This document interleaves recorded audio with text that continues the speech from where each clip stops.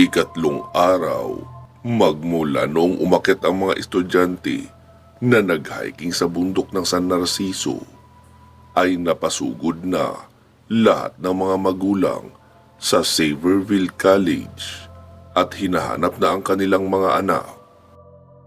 Dapat kasi ay nakauwi na sa kinahapunan noong ikalawang araw ang kanilang mga anak. Dahil 2 days 1 night activity lang naman ang hiking na iyon, kaya nagwawala na ang karamihan ng mga magulang at naghahanap ng paliwanag kung nasaan na ang kanilang mga anak at kung bakit hindi pa rin ang mga iyon nakakauwi. Lumabas ng kanyang opisina ang presidente ng eskwelahan at kinausap ang mga magulang. Magmahinahon po muna tayo. Maging kami ay nagtataka kung bakit hindi sila nakauwi kahapon ng hapon. Maaaring napagkasunduan lang nila na manatili pa ng isang gabi. Lalo at iyon ang unang hiking ng eskwelahang ito matapos ipagbawal ang programang ito ng ilang taon. Iwasan po muna natin ang maging bayolente dahil hindi naman kami tutunganga lang rito na walang gagawin. Bigyan niyo kami ng sapat na oras para mag-imbestiga. Magpapadala kami ng kinatawan ng eskwelahan na pupunta sa mismong site kung saan ginanap ang hiking ng mga estudyante natin. Abangan niyo lang din po sa official page ng ating paaralan dahil magpo-post kami agad ng advisory kapag nakarating na ang mga bata. O di kaya, maaari po kayong personal na makibalita rito mamayang hapon o gabi. Dahil alam naman natin na 4 na oras ang paglalakad papunta roon sa site at ganun rin naman papabalik. Kaya kung aalis rito before lunch ang mga kinatawan ng eskwelahan, ibig sabihin more or less 8:00 pa ng gabi sila makakabalik. Pasensya na rin po sa naging abala sa inyo pero sisikapin namin na makapagbigay kaagad ng update tungkol sa mga estudyante nyo. Mahabang paliwanag pa ng school president at noong matapos magsalita, agad iyong nagpunta sa conference room at nagpatawag ng emergency meeting. Kasama sa meeting ang head ng kanilang security command. Mr. Alvaro, anong masasabi niyo sa nangyari sa mga estudyante natin? Tanong ni Mrs. Castro sa head ng security. Madam President, mahirap mag-conclude kaagad. Pero gaya ng nasasaad sa report na isinabmit ko sa inyo bago umalis ang mga hikers natin, 2 beses kami nagpaakyat ng mga security personnel roon at nag-survey sa lugar kung ligtas bang puntahan o paglagian ng isang gabi. So far, sa 2 grupo na pinapunta ko, pareho namang nakabalik ng ligtas. May mga pictures at video footages rin sa kanilang pag-inspeksyon sa mismong lugar ng campsite. Patunay na ligtas puntahan ang lugar na iyon. At kahit sa gabi ay puro lang mga kuliglig at lamok ang nang-iistorbo roon. Kaya wala rin ako malinaw na may isasagot sa tanong nyo sa akin ngayon kung anong posibleng nangyari sa mga estudyante. Sige, Mr. Alvaro, bumuo ka ng search party na pupunta roon upang alamin kung ano na ang nangyari sa mga estudyanteng iyon. Kung maaari ay mag-hire kayo ng professional mountaineer. Madam President, I don't recommend na magdala pa tayo ng another civilian. Besides, ginagamit ng mga mountaineer para mag-guide papunta sa isang lugar na hindi pa napupuntahan ng mga sasama. Pero in this case, sobrang familiar tayo sa lugar na iyon. Kahit ako ay makailang beses na rin nakapunta at nakapag-overnight roon. Hindi nga lang sa taong ito. Kaya I suggest na mga armed personnel ang isama roon para mag-imbestiga. Dahil kung wala roon ang mga estudyante natin, isa lang ang ibig sabihin noon, may kumuha sa kanila at rescue operation ang kailangan natin gawin. Mr. Alvaro, in case masiguro niyong may nangyari ang masama, o may dumukot sa mga estudyante natin, anong course of action ang gagawin nyo? Hahatiin po madam ang grupo sa 3. 2 ang bababa sa magkahiwalay na ruta para kung sakaling ma-ambush ang isang grupo, ay may isa pang makakarating sa ibaba na makakapag-report Din ang isang grupo naman ang magpapatuloy upang itrace kung saan dinala ang mga estudyante. At iyong mga makakababa ang magre-report sa ating police station para maaksyonan kaagad ng kapulisan ang pagliligtas sa mga estudyante. Okay, noted that Mr. Alvaro. I'll keep my line open, so keep me posted. Wika pa ng school president at lumabas na ng conference room. Pagkarating ni retired Colonel Conrad Alvaro sa kanyang opisina, ay agad niyang tinawagan ang mga kakilala niyang dating marine na nagretiro ng maaga sa serbisyo. Kahit retirado na ang mga iyon, ay may mga pagmamay-ari pa rin naman ng mga baril. Hello, Mista. May situation kami rito sa school. Yung mga umakyat sa bundok para mag-camping ng isang gabi, wala nang nakauwi pa. Kailangan ko ng search party. Pero wala mo ng civilian. Internal operation lang muna ito. Ano, pwede ka? Oo naman, Mista. Basta tama ang presyo. Oo naman, tulad pa rin ng dati. Okay, anong oras ang alis? 11:00, magpapamiting pa kasi ako at bubuo ng grupo na sasama. Okay, sige. 11:00, nariyan na ako. Sagot pa sa kabilang linya ng isa ring retiradong sundalo. Tinawagan niya pa ang dalawa sa kanyang mga kakilala at agad namang pumayag. Kaya 4 silang mga retiradong sundalo ang kasama. Matapos mag-meeting ay napagdesisyonan ni Colonel Alvaro na magdala ng 11 security personnel sa search operation.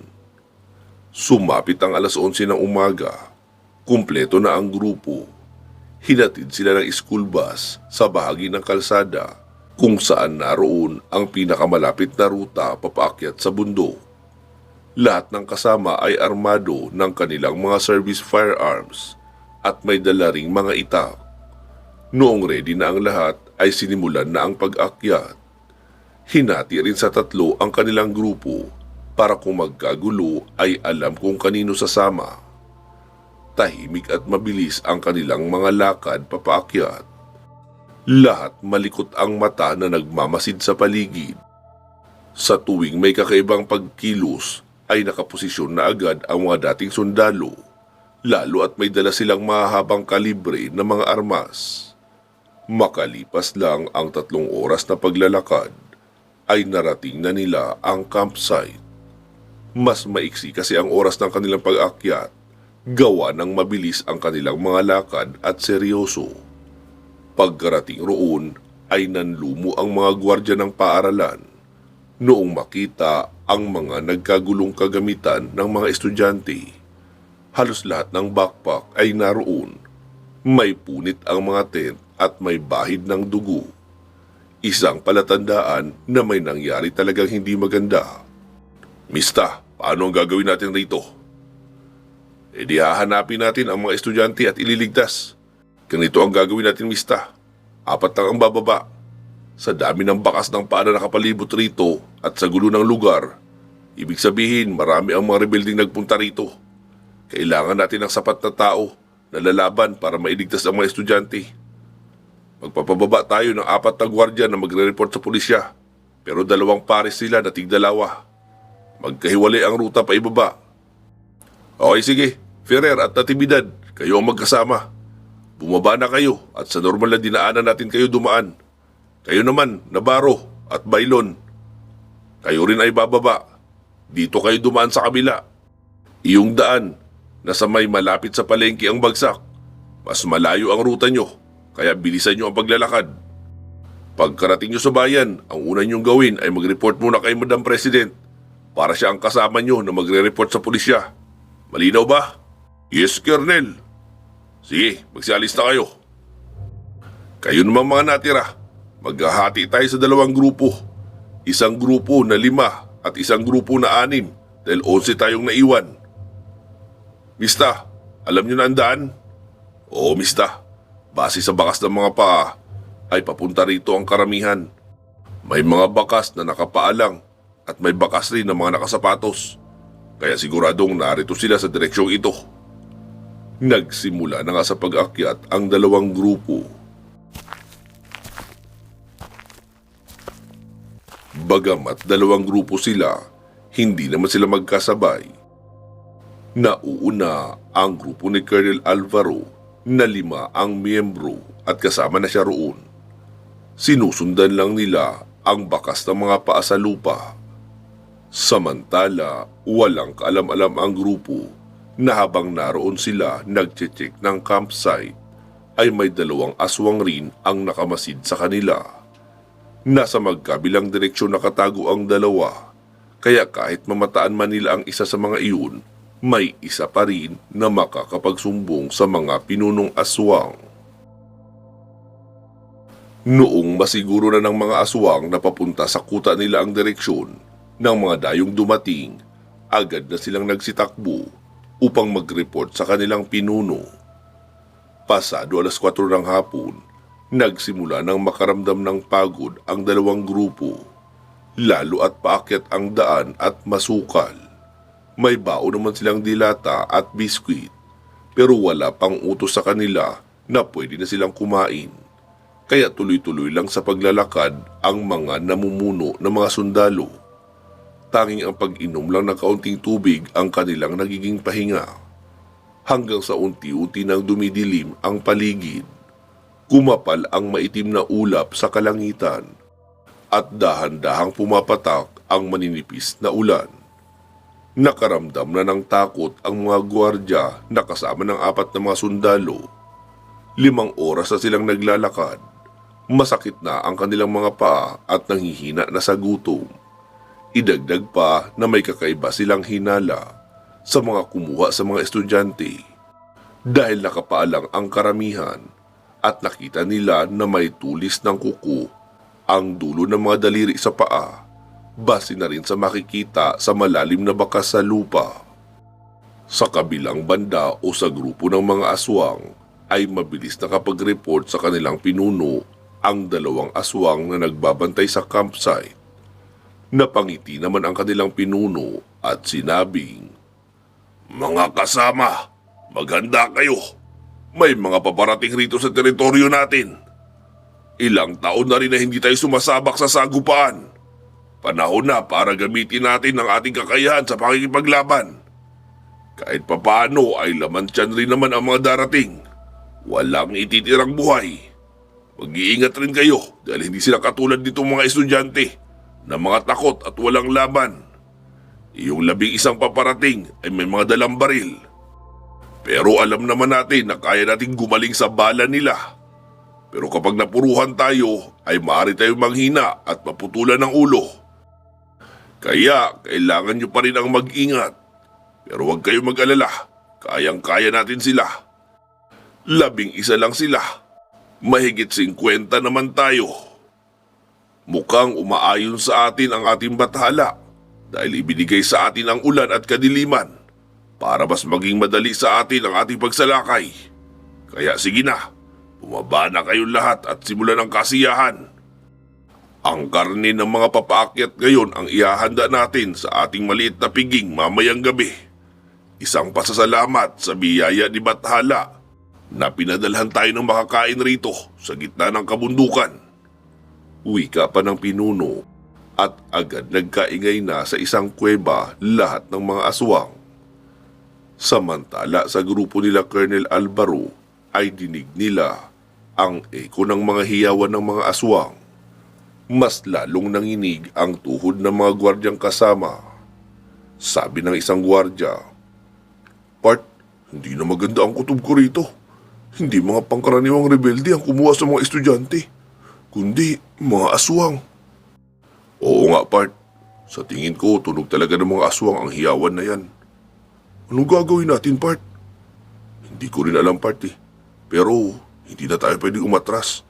Mas madali tayo makakatay kapag humiwalay tayo sa grupo. At least dito, meron silang mahahabang baril." "Yun nga ang problema ko, Part eh. Sila lang ang may mahahabang baril. Tayo, kalawanging 38 lang ang dala natin. O di kaya 45 na kahoy pa ang hawakan. Hindi nga ako sigurado kung puputok itong dala ko eh." "Hayaan mo na, Part. Mas lakasan mo na lang ang pagdarasal mo. Kapag hindi pumutok ang baril mo, edi bumunot ka na kagad ng itak. Makipagsabayan na tayo." Ayos lang kung mamatay basta makatabla.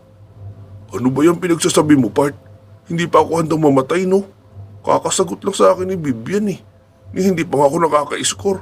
Tapos mamamatay na agad. E di, galingan mo sa laban para hindi ka pumanaw ng maaga. Uwi ka pa ng isang gwardiya sa kanyang kasama. Ilang saglit pa ay tuluyan na ngang lumakas ang ulan. Hindi na halos matatawag na patak dahil tila buhos na talaga at tuloy-tuloy. Kaya mas nahihirapan na sila sa kanilang paglalakad. Mas lalo ring dumilim ang paligid, kaya nahirapan din silang aninagin ang lugar.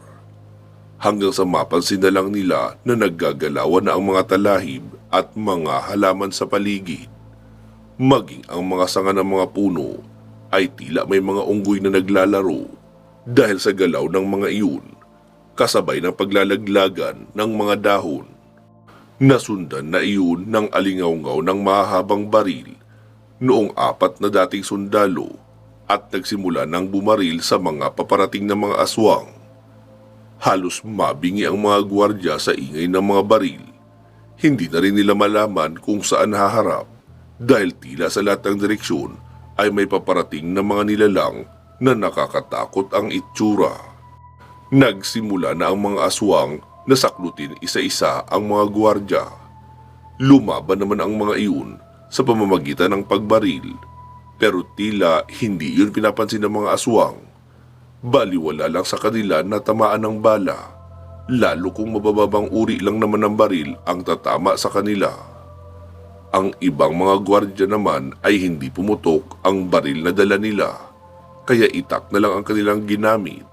Pero halos hindi rin sila makasugat dahil sa kunat ng balat ng mga aswang na sumasalakay sa kanila.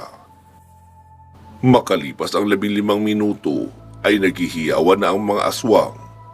Lahat ng 11 mga dayo na pumunta sa teritoryo nila ay kanila nang napaslang at isa-isa nang pinasan papabalik sa kanilang kuta upang simulan na ang paggatay at mailuto para sa kanilang panghapunan.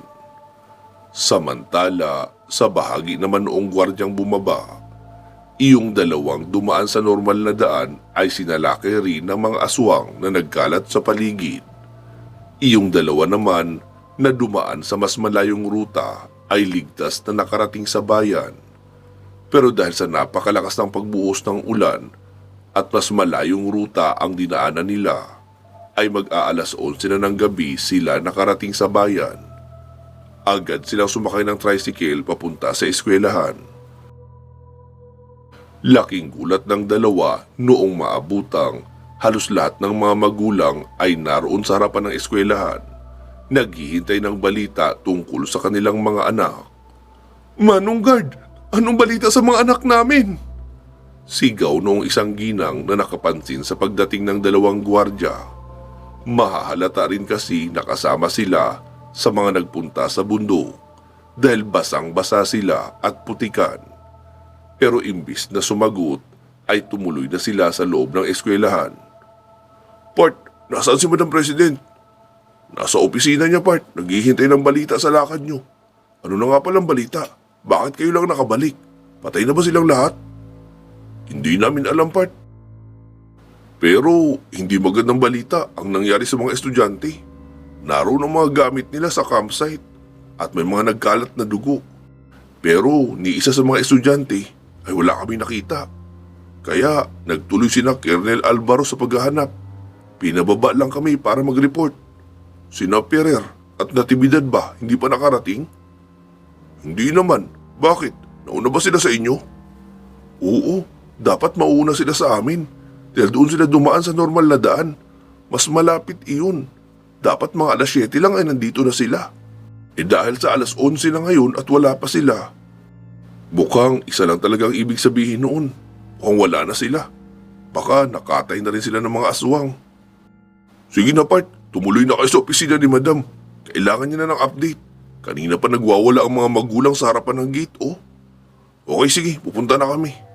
Sagot pa ng dalawang gwardiya at agad nang umakyat sa ikalawang palapag ng gusali upang mag-report sa presidente ng paaralan. Kumatok ng 3 beses si Navarro. bago niya pinihit ang seradura. Oh, Navarro, Bailon, anong nangyari? Nasaan si Colonel Alvaro? Nagpaiwan po sila lahat sa gubat, ma'am, para hanapin ang mga estudyanteng nawawala. Nakarating po kami sa campsite. Wala roon ang mga estudyante. Sira-sira ang mga tent at maraming nagkalat na dugo. Kahit ang mga propesor po na kasama nila ay wala rin doon. Kaya ipinag-utos ni Colonel Alvaro na may bababa na 4 sa amin para mag-report sa inyo. Sina Ferrer at Natividad po ang magkasama at doon sila pinadaan sa normal na daan pababa. Dapat nga po alas 7 ay narito na sila dahil mas malapit ang daan na dinaanan nila. Kami kasi ay doon pinadaan ni Colonel sa malayong daan. Kaya sa tingin po namin ay nabiktima na rin sila ng mga... Biglang natigilan sa pagsasalita ang takot na gwardya. Ng mga ano? Navarro, ituloy mo ang sasabihin mo. Ma'am, hindi ko po alam kung maniniwala kayo. Pero sa itsura ng mga naggalat na dugo sa lugar at sa mga punit ng tent, sa tingin po namin ay mga aswang ang sumalakay sa mga estudyante. At malamang mga aswang rin ang dumali kina Natividad at Ferrer. Sige, magbihis na muna kayo ng tuyong damit. Tapos ihanda nyo ang service natin na van. Sasamahan nyo ako sa police station. Ire-report na natin ito. Kakausapin ko lang saglit ang mga magulang para may update sila. Hindi sila matatahimik hanggat wala silang natatanggap na balita. Sige na, bumaba na kayo. Wika pa ng presidente, kaya agad nang nagsibalik sa office nila ang mga gwardya para makapagbihis. Samantala ang presidente naman ng eskwelahan ay bumaba upang harapin ang mga magulang. Ipinaliwanag niya rito na hindi pa malinaw ang nangyari sa mga estudyante. Wala ang mga estudyante sa campsite at patuloy pa rin na pinaghahanap ng search team ang mga estudyanteng iyon. Patuloy na nagagalit ang mga magulang at sinasabing baka may nangyari ng masama sa kanilang mga anak. Lalo at bumuhos ng malakas ang ulan noong hapon hanggang gabi. Matapos magbigay ng update sa mga magulang ay agad nang umalis ang presidente. Sakay ng van ay kasama niyang nagtungo ang 2 gwardya na sina Navarro at Bailon patungo sa police station para i-report ang mga nangyari.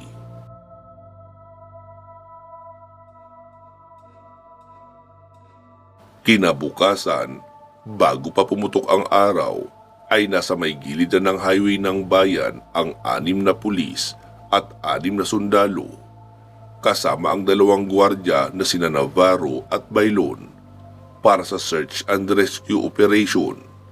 Agad na nilang sinimulan ang paglalakad, habang ang 2 gwardya naman ay tila matamlay ang kilos dahil pagod pa sila sa pag-akyat at pagbaba noong nakaraang araw at wala pa silang kumpletong tulog. Tapos kinaumagahan ay kasama silang muli na aakyat dahil sila ang magsisilbing guide ng mga pulis sa paghahanap. Nauna sa paglalakad ang grupo ng 6 na sundalo na pinangungunahan ni Colonel Tanggapa mula sa Scout Ranger. Kasama sina Captain Luistro, Sergeant Lasso, Sergeant Abdon, Sergeant Bustos at Sergeant Dinas. Nasa hulihan naman nila ang grupo ng 6 na mga pulis mula sa San Narciso Police Station, kasama ang 2 gwardya na sina SG Navarro at SG Bailon. Tahimik ang bawat galaw ng grupo, bawat kaluskos ay tinitignan, hanggang sa marating nila ang official campsite ng eskwelahan na pinuntahan ng mga estudyante. Colonel, positive. Hindi pangkaraniwang mga rebelde ang umatake rito. Base na rin sa makikita mga kalmot sa mga bato at baka sa lupa. Humarap si Colonel Tanggapa sa mga kasama. Men, hindi ligid sa inyong kalaman. Nakamakailan lang ay sinalakay ang lalawigan natin ng mga kakaibang nilalang. Sinasabi ng iba na mga mutated human beings, may zombies at mga aswang. I don't care kung naniniwala kayo sa mga ganoong nilalang o hindi. Pero I assure you na totoo sila. at kaming mga sundalo ay pamilyar sa kanila dahil ilang beses na kami nakaengkwentro ng mga ganoong nilalang. Hindi sila basta-basta mapapatay ng mga bala lang, pero kaya silang pabagalin. Kailangan natin magtulungan. May babaril sa kanila at may magfa-follow up ng pagtaga sa leeg. Iyon lang ang paraan para mapatay sila. Ang maputulan sila ng leeg. Maaaring ang ilan sa inyo ay hindi pa nakakita ng ganoon. Ang maipapayo ko lang ay huwag kayong lalayo sa ating grupo. Walang tatakbo papalayo dahil mas lalo lang kayong mapapahamak. Gaya ng palagi kong sinasabi sa mga tauhan ko, kung mamamatay kayo, dapat ay mamamatay tayo magkakasama. Hindi iyon nagkakawatak-watak dahil sa kaduwagan. Sige, para manatili pa rin ang teamwork sa ating mga kasama, isang grupo kayo ng mga pulis. Sa inyo na ang isang gwardya, sa amin naman ang isa. Ayos ba yun, Captain? Malinaw po, Colonel. Sagot naman ni Captain Angeles na nagmula sa San Narciso Police Station.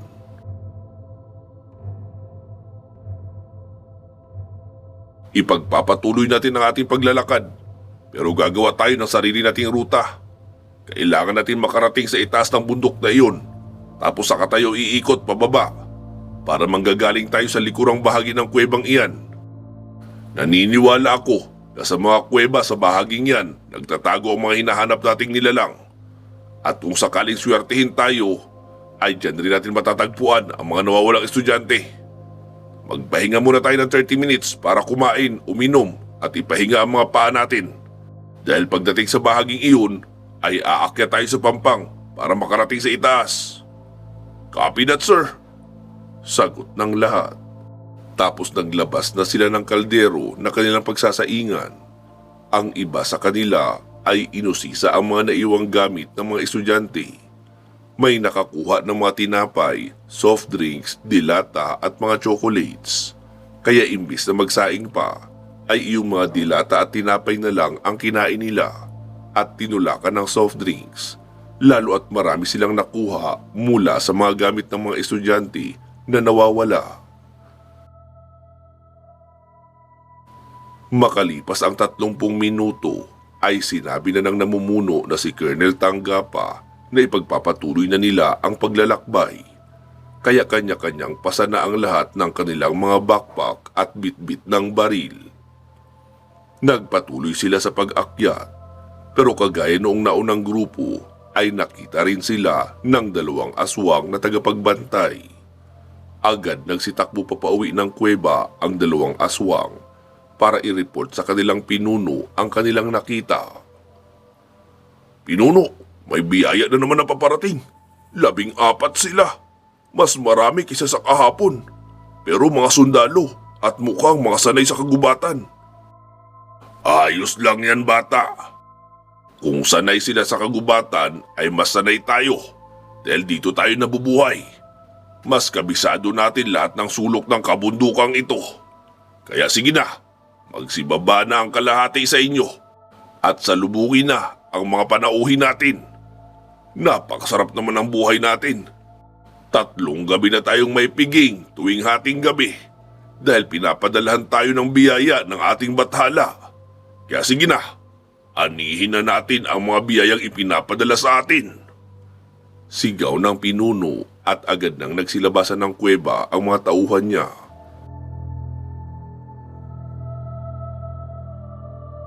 Halos ilang metro pa lang ang layo ng mga sundalo at pulis mula sa campsite nang marinig nila ang hiyawan ng mga paparating na mga aswang.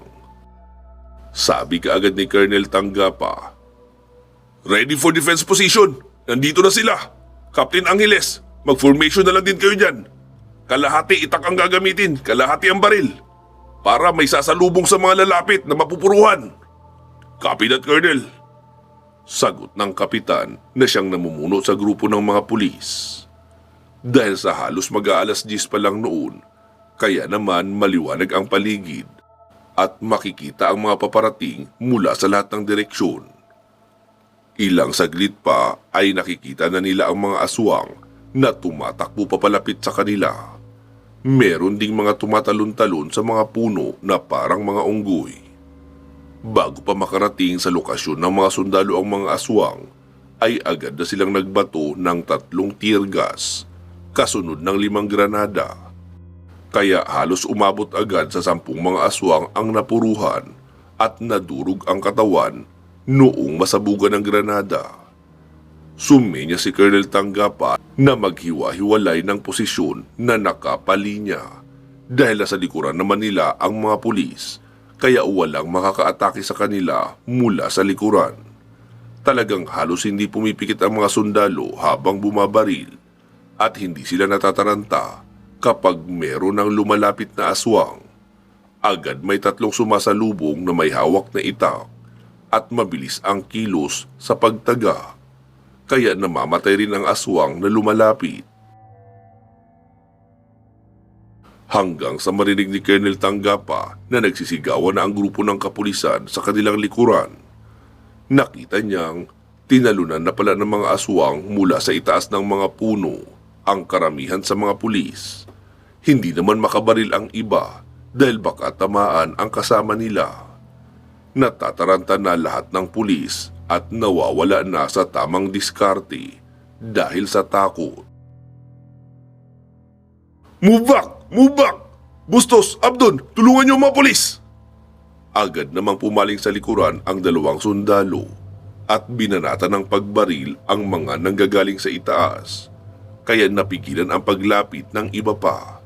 Pero noong tuluyan silang makalapit sa mga pulis, nasa kritikal na kondisyon na ang mga iyon. Bumubula-bula na ang gilid ng leeg na may malalim na kalmot o di kaya kagat ng aswang. Maging ang gwardyang kasama nila ay pinipigtas na ng 4 na mga aswang ang mga braso noon at itinakbo. Samantala, nasa itaas na bahagi lang ng pampang ang pinuno ng sinaunang taong lobo. Nanunood sa nagaganap na laban sa ibaba. Nakaramdam siya ng galit noong makitang marami rin sa tauhan niya ang nalagas sa labanan. Mga bagong yanggaw at mga batang aswang pa lang ang naroon sa ibaba. Pero ang mga matatanda at bitirano sa pangangaso ay naroon sa itaas nagmamasid. Sumenyas ang pinuno ng aswang sa 10 tauhan niya na naroon sa may gilid lang din ng pampang sa kabilang bahagi.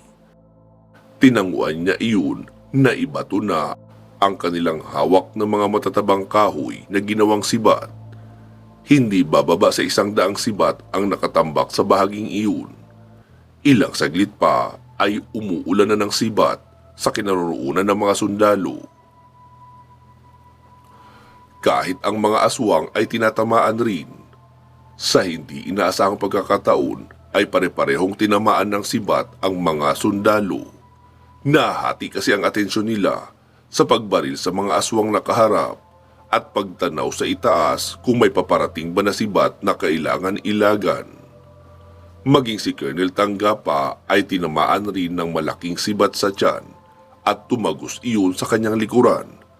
Pero hindi siya tumigil sa pakikipaglaban.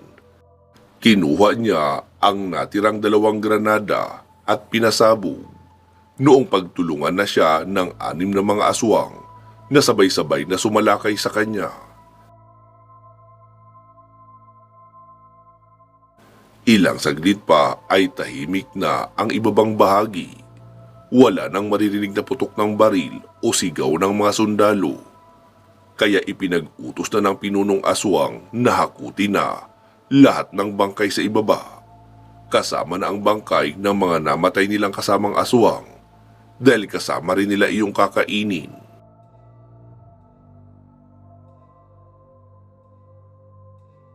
Samantala, 2 araw na ang lumipas magmula noong umakyat sa bundok ang mga sundalo at mga pulis sa bundok ng San Narciso, ay wala pa rin silang natatanggap na update kung ano na ang nangyari.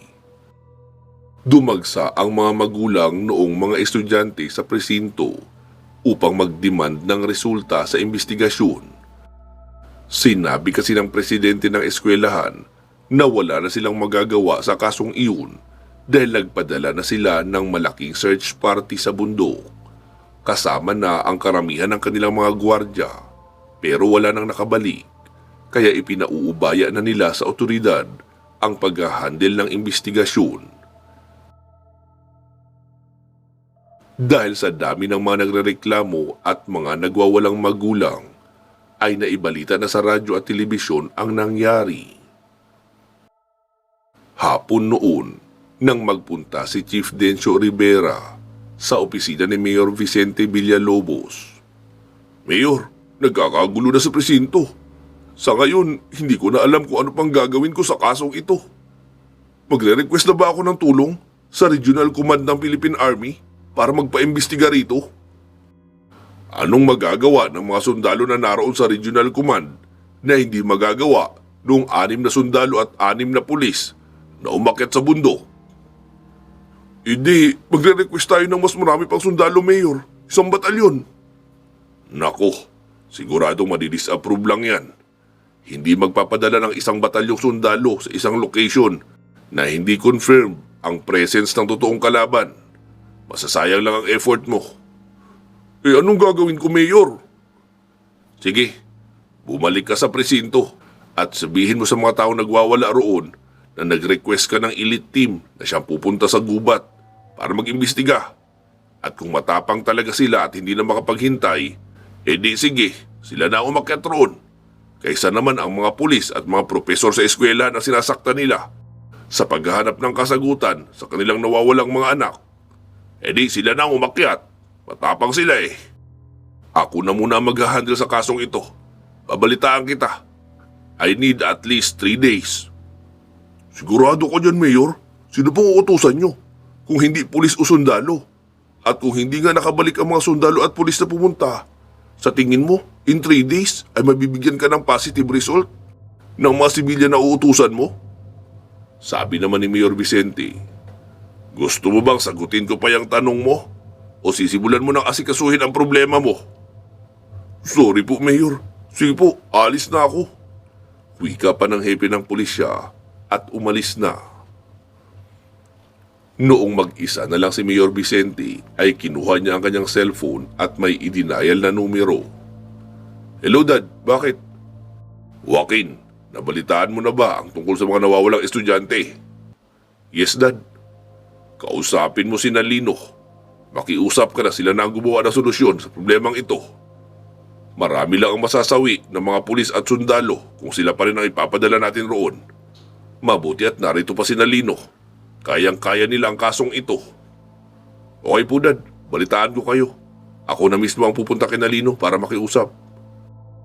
Dalahan mo na rin sila ng mga goods na mapapakinabangan ng pamilya nila para hindi naman nakakahiya na mag-uutos tayo. At mahihiya rin sila na tumanggi. Copy that, Dad. Sagot pa ni Joaquin at pinatay na ang tawag. Agad naman siyang tumawag sa kanyang sekretarya at nag-utos na bumili ng mga pagkain na madadala niya kina Lino. Pansamantala po muna natin puputulin dito itong ating kwento. Magsama-sama po tayo muli sa part 330. Mag-iingat po kayo palagi. At hanggang sa muli.